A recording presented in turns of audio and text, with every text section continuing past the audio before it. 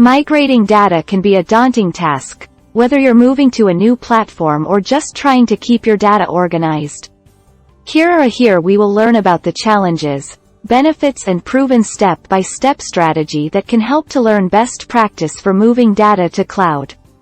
Migrating data from an on-premises environment to a cloud platform can offer many benefits for businesses, including cost saving, improved scalability, reliability, and security. However, there are also some challenges as well that need to be considered when migrating data to the cloud, including data type, application dependencies, and security. So you can follow proven steps to migrate on-prem data to cloud. 1. Start by identifying what data you need to migrate. This may seem obvious, but it's important to be as specific as possible. 2. Create a plan for how you're going to migrate the data.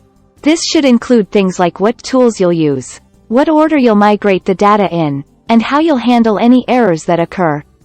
3. Execute your plan. This is where the actual work of migrating the data will take place.